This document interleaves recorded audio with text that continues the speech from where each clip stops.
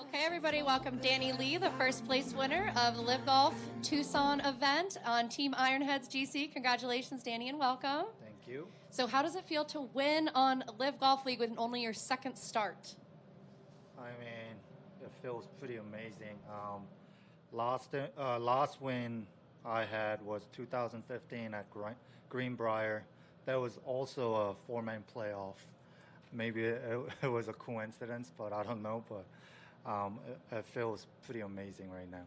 Yeah, the look on your face when you won was pretty remarkable. I think there was a couple of people tearing up in the audience. You could really see the passion in it. Tell us a little bit about your day and that first putt in the playoff that didn't go in and how you kept your mind in the game after that. I mean, conditions were really hard out there. There's some gust of winds and greens were getting firmer and firmer, and they put the pin on the really tight spot out there. I didn't start off really nice. I wanted at least 1 or 2 under after the front nine, but I had a slow start at the beginning, and then Leishman was so far ahead of us. I wasn't even looking at the individual score at the end. I was just so caught up with the team game.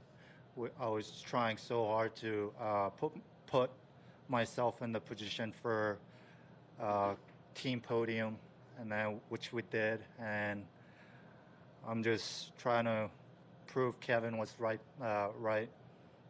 Kevin made a right decision to pick me over here. I don't think there's any doubt about that. So this is really unique in that you just talked about this whole round you were looking at the team leaderboard and not the individual. Obviously, it's not like that on other tours. Yeah. How is it when you're coming off of the green and you had your whole team waiting there for you? How does that feel different out here? I mean, it feels a little different, and it feels a little bit relieved. Even I happened to miss that putt and lose in a playoff, my team's gonna just say it's gonna be okay. You can do it next time. There's a place I can go somewhere for disappointment or whatever it happens, and I'm just really happy to did something special in front of my team and make our team proud. So you're loving the team competition aspect, it's safe to say. Oh yeah. Yeah. Okay, I'm gonna kick it over to Mike. Danny, you talked about your last win was 2015. That was, 8 years ago. Did you wonder if you were to ever get back into the winner's circle? Did you have the confidence that it one day? I mean, there's a couple times I was very close, but it felt like the other guy was just having an incredible day, and I was just a couple short of the winning. But my best part of my game is probably I'm always confident, and I always believe in my game. Even I was falling apart a little bit last couple of years because of my injury and outside of my golf situation. But starting this year, I was just hitting it well, and I just had to get my putter working somehow. That's why I switched to the long putter. And I'm just happy to see I'm making great progress. I talked to Kevin, and he said that you guys had a really long chat at one point, and that you called him again a few times just to make sure that you were on the right path of what you wanted to do with your career. I mean, it was a life-changing decision. Yeah. And to be honest, I wasn't getting what everybody's think. Like everybody's getting 100 million, 50 million, 30 million. I wasn't in that situation. Kevin just called me, hey, do you want to come over and play for my team? And I thought about it, and I looked at the schedule. There's 3 events I really like. I mean, Tucson wasn't in my head, but Mayakoba, I always played well there. Greenbrier, I won there. And then Singapore, Sentosa, which we're going to come back to. I have played well there before. And then Kevin just told me that I know you're working hard. He could see that my game's so close to being great. but he told me that this environment of LIV Golf is probably better for me than staying out on the PGA Tour. Reason he told me that was probably I tend to play too many weeks in a row, and then, I mean, you can't play great every single round. You're gonna have one bad round, and on a fourth or fifth week in a row, and when you have a really bad first round, it's just sometimes it's really mentally hard to grind that out for that second round to make the cut. And that kind of stuff was a little different, but here you only have 14 events. You got to make most of it, and I don't want to let anybody down on my team. So I've been working so hard last couple weeks. I never practiced that much in my life. Between me, Shiwan, and Kevin, we're playing with so many rounds together, range balls together, just talk about what would be the best way to get better, and it's showing signs already. And one last question from me.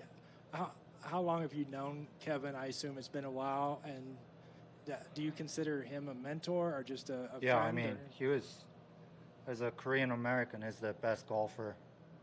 As a best Korean golfer I know.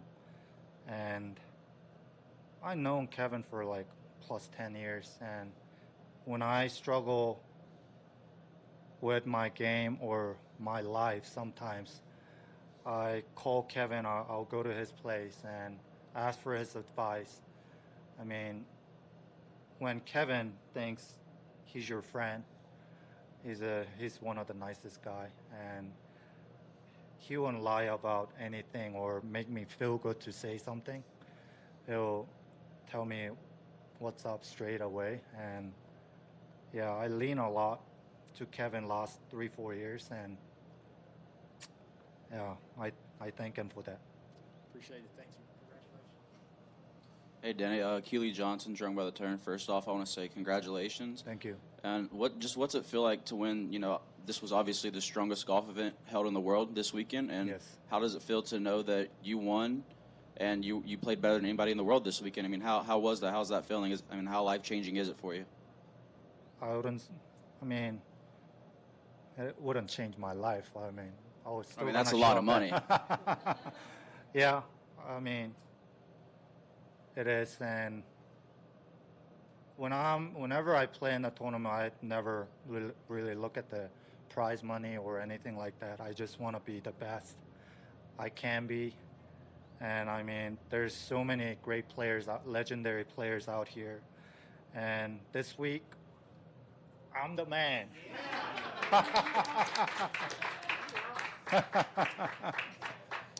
Also, you had missed that putt on 18. I just want to ask you, how important is the mental aspect? I mean, you showed no emotion.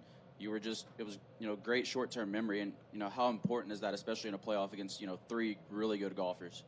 When I missed that short birdie putt on second hole, I was going through some emotions. I was like, oh my God, what have you done, you idiot? I was just trying not to react to anything. I know my ball striking's there. I was hitting my driver really good all week. I wasn't thinking about missing the green to the right with the pitching wedge on the third playoff hole. And I think I got pretty lucky on the birdie putt. And how do you plan on celebrating tonight? I don't know. Probably drink a lot. Awesome. Well, cheers and congratulations again. Thank you. John Eddington, Jump Shots from the Goal Line podcast. Kevin Nod mentioned on the broadcast, and it seems like it's coming up a lot, and you've kind of been dancing around it, maybe some, but he basically just alluded to the fact that you seem really happy, and that's freeing you as a golfer. So I'm just kind of curious, like, maybe what is that happy? Yes, I am happy. Yes, I made a probably best decision to play on a LIV Golf. I mean, it's such a great tour out here. It's just you get to play with one of the best in the world, and there's a team aspect. It just teaches me how important is each shot out there because there's a team involved. Doesn't matter you're having a bad day or a good day. Every shot counts, it feels like, and you just want to get involved at team events. So it's a little different than what I grew up playing in, but I love it out here. It's awesome. You still like drinks, money, and trophies? I mean, That like I said helps too. before, Yeah. I mean, it doesn't hurt, but yes, I Thank love you. playing out here.